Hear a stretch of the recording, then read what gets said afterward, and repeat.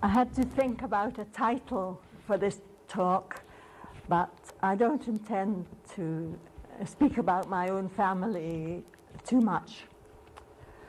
I belong to the fourth generation, and I'm very grateful to my parents for having brought me to Mull when I was very young. The fifth and sixth generations enjoy coming to Mull as well, but that's all I'm going to say about them. And it all started with my mother and her sister staying on Iona in 1910 with their mother and their grandmother, having sailed there from Oban on the Grenadier. Does anybody here remember the Grenadier? She was a paddle steamer who unfortunately ended her days on fire in Oban Bay in the 1920s. However, you'll see a picture of her later on. My father was an artist who managed to combine painting with sailing and living on board his boat when he was painting. Can you hear me? Yes. In the summers, he painted in the Outer Hebrides, and he went to the French canals as well, and Mull and Iona were, I think, his favourite places. My parents met on Iona and were married just before the First World War.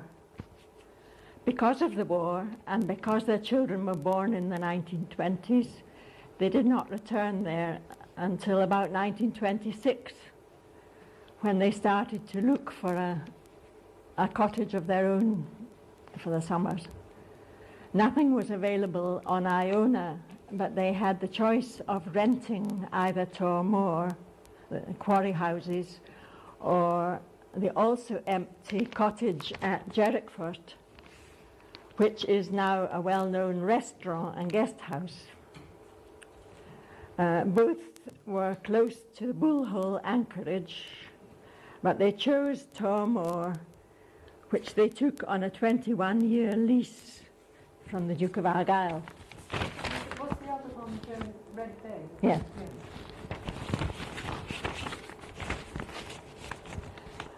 Except for the years of the Second World War, I've been to Mull every summer. During my childhood in the 1930s, the last day of the summer term at school was even better than Christmas because we were going to Mull. My father always sailed there from wherever he was. The rest of us went by train from the Caledonian station in Edinburgh to Oban. I have vague but exciting memories of crossing to Grass Point in a hired open boat with Mr. Cowan singing to us. Then, in a hired car, we were driven to Finnefort by either Neil McInnes or Willie Campbell. We never had our own car on Mull in these days. So we never went very far. We never went to Tobermory or Dervig or anywhere like that. Oh. All these summers have rather melted into one as we never went anywhere else for our summer holidays. I don't remember when we started using the Lochin Var and the post bus. I still feel that Mull is like several different islands, and that going to Tobermory is something special, or Dervig, only done occasionally. I married a schoolmaster and luckily was able to continue the habit of spending the summer holidays on Mull. Monty's only been coming here for 41 years. I think he was going to tell you that he first came on the King George V to Iona one sunny Wednesday from Fort William, which the King George used to go from Fort William in the middle of the week. Otherwise, in the summer, she came from Oban every day. I expect some of you sailed on board her. Monty Little knew how much time he was going to spend on Mull. I'm very grateful to my parents for having introduced me to Mull, and my mother for taking photographs and collecting postcards, which she did. And I've got some of them made into slides which you're about to see. But, they're not all by her, but some of them are. So I think we'll look at the slides now.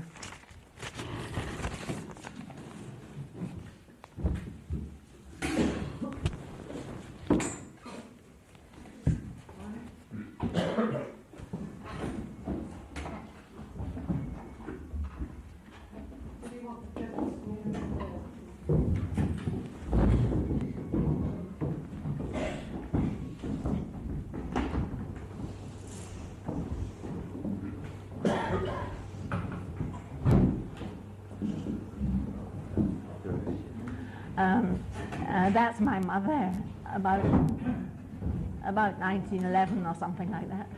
She didn't have an anorak.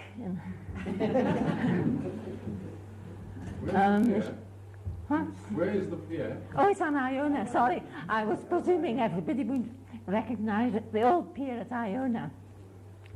And so that's Finnefort, just across the water. And that's the old ferry when Col MacLean was the ferryman. She doesn't seem to be going on the ferry. I wonder what she's waiting for. Oh, this is the Grenadier, which most people... What date was that? I think early this century. I think it would be about 1910 or something like that. Before the First World War? Yes, it was before the First World War.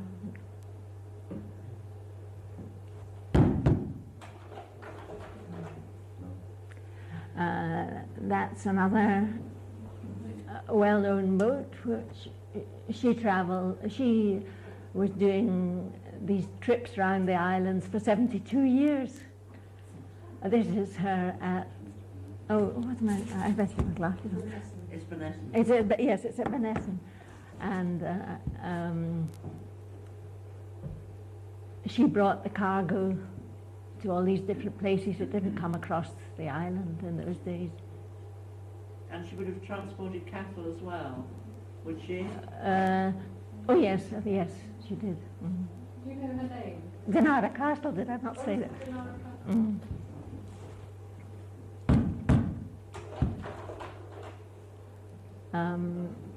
That's the Lochinvar at, is it Sowlands? That's Sowlands, yes. Looking much better than it does today. You paid to get off the pier. Really? Paid to get off the pier. Yes. The Sassnett mines. I expect some of you remember her. Yes. So.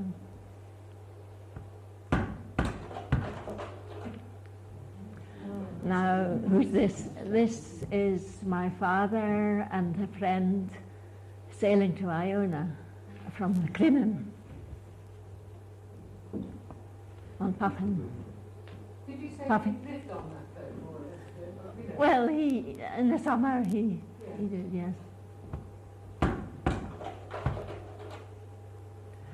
And this is what Iona visitors did when they, for recreation. I don't know who these people are. It's just off Iona. Now, perhaps you Salon people know more about this than I do. I actually bought this postcard. So. You can see the hotel. Yes. That window, little window in the middle. And that's the old road, is it? This is the main road. It's not your road. No, it isn't. Because we got this postcard in a big blow. Oh, yes. Oh. That's the hotel there. Yes. And that was the Smithy, is it not? Oh, yes. Which is the puff of the ground. What was the thatch made of, do you think? Thatch. What would it be, Roddy?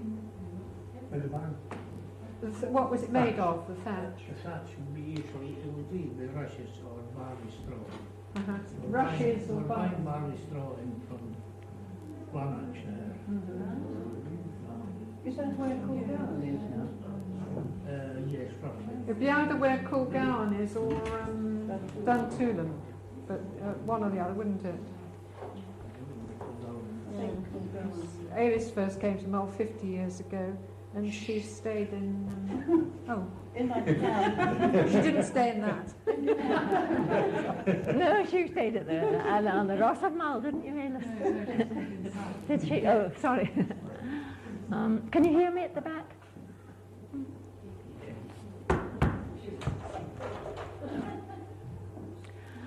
Finnefort was slightly smaller in those days. But you'll recognise some of the buildings. The rocks. And you'll recognise the boulder. Yes. Yeah.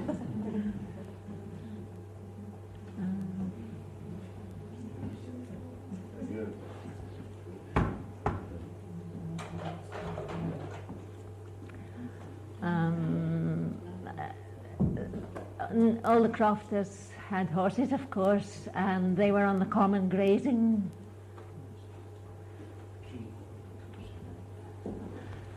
That house there was built for William Muir, the quarry manager, in the last century, and it was burnt sometime in the 1950s. It went on fire when Dan McKechnie, the ferryman, lived there. Dan and Angus. Yes. And it's where the present ferry house is, if you know where it is. That building hasn't changed all that much either, at least not on the outside. It's changed on the inside. And that is James Cameron and John Cameron, it was built about 1929. Is that on Iona? No, don't you recognise this? It's Finnefort Post Office. Very sharp. It's Sandy's house, yeah. Didn't they have a wee shop as well? At one time, Cameron's. Yes, they had the shop in their house to begin with, in the house there, and the house wasn't. It was just in the front of the house, I think, the first shop.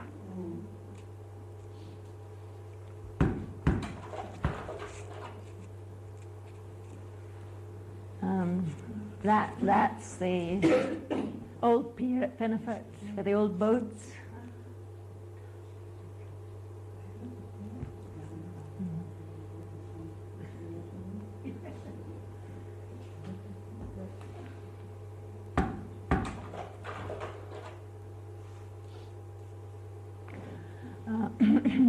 There were some quite elegant visitors to Finnefort in those days, and those cottages have been built up, of course. They don't look like that anymore, but they're still there with another story on. But there were some more some more disreputable visitors as well, including myself driving the car. I don't know who the car belonged to before that.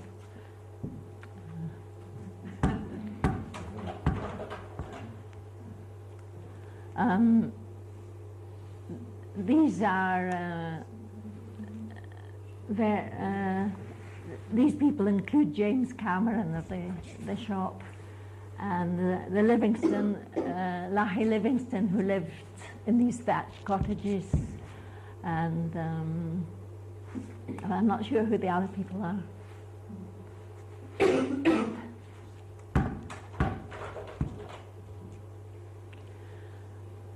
Alice, you know who those are.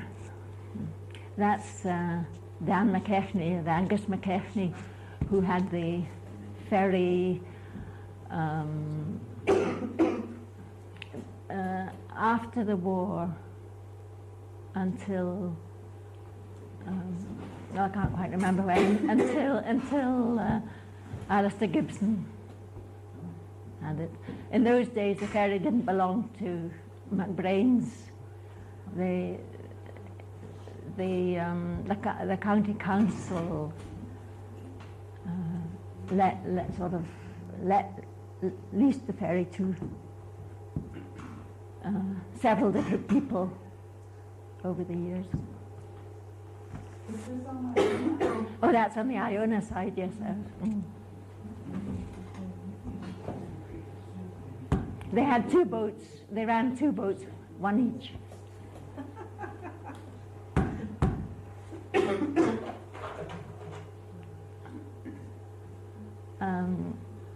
That's Burg.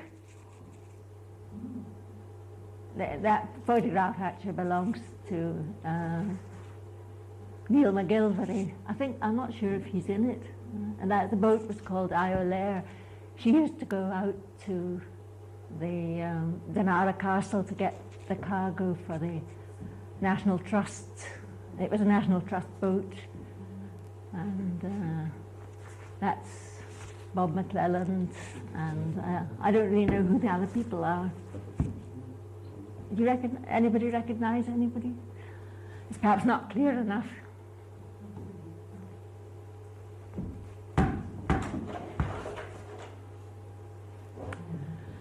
That is at Craig, Charlie McFarlane's Pony and Trap. That's Hersey McFarlane. Some of you may know her. She's at Dunarris now. And that's her cousin Duncan McCormick. That's his mother. And no, I'm not sure who that is. It would be in the 1920s, I think.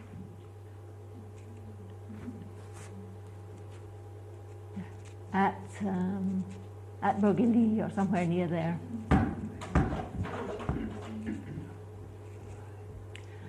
That is a typical ruined cottage on the Ross of Mull with it's built with mainly undressed stone. It's now used as a sheep tank. Can you hear me?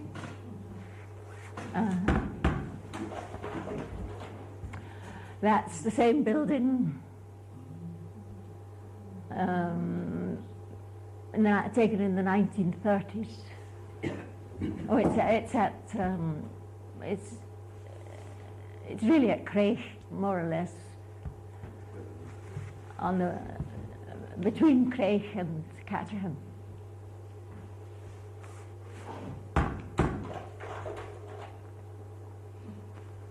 We used to get milk from Bogilee.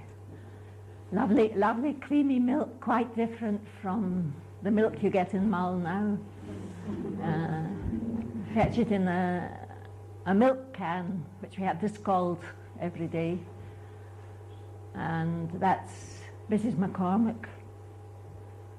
That cottage also has been built up into a two-storey house.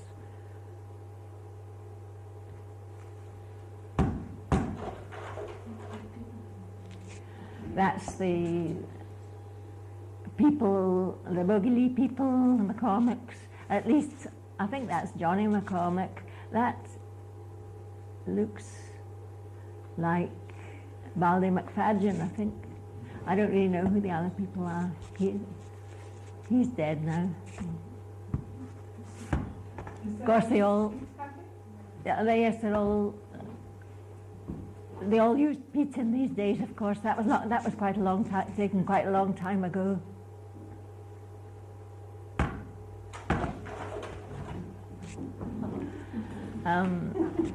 There were fairies on the Ross of Mull in the 1930s. That was a very good fairy, and she grew up to be a district nurse on Mull.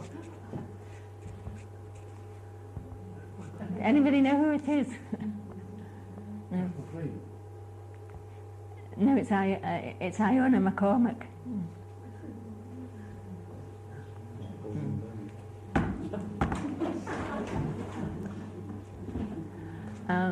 That's Johnny Porter delivering mail at Tormore, at our house. That's one of the fifth generation. And Johnny was about to retire. The mail came in the afternoon, and people would wait at Finnefort for the mail van, and they would pick up their own mail. Well, a lot of people did. And then Johnny would set out on his bicycle, delivering it all over that area. And by the time Tormore was last, it was about 8 o'clock at night when he came to Tormore, if we hadn't already collected the mail, which we probably had. And, well,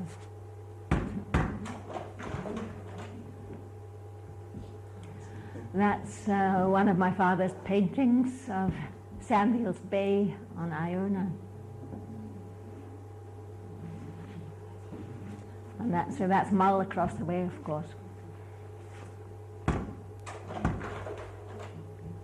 And that's another one at the north end of Iona.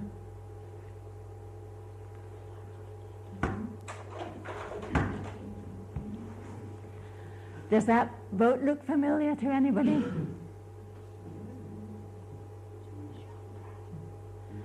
The sculpture outside Topa was based on that boat, which belonged to the McClellans at Tormore.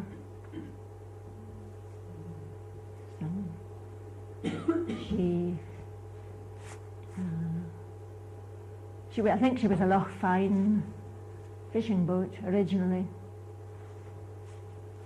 called Argosy.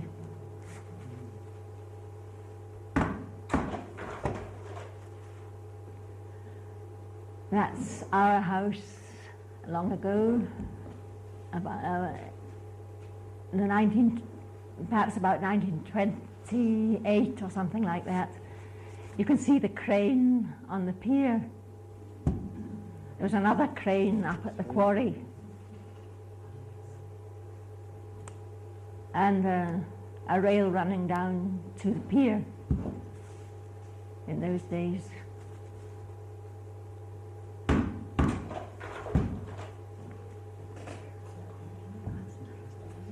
Some people may remember when all these blocks lay at the top quarry, but they were taken away about 10 years ago when the quarry reopened. And they were lying there for most of this century. The quarry closed about 1911.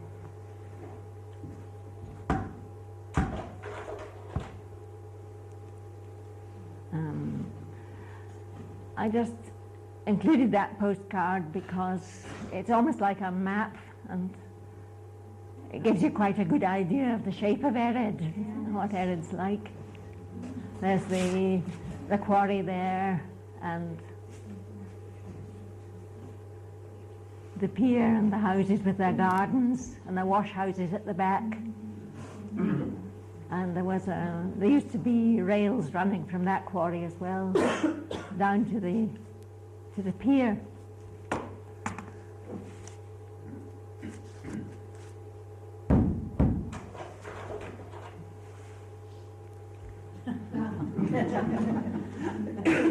That is the end of the new water pipe that went to Iona down the valley behind us, and it was a steel tube with two blue plastic pipes inside it, and the metal outer pipe was put together on the road at Bogey, and it was made into a long snake. It was rolled over the moors and down the valley, and then pulled by a tug across the Sound of Iona. It was exactly the right length. It had been riveted together, and that was about finished. It was finished about, well, the pipe itself was laid about 5 years ago, I think,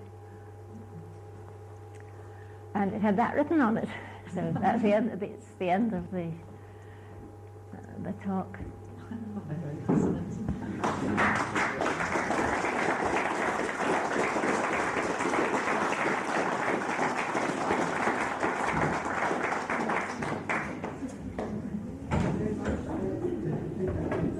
I don't know if anyone would like to ask Joan anything.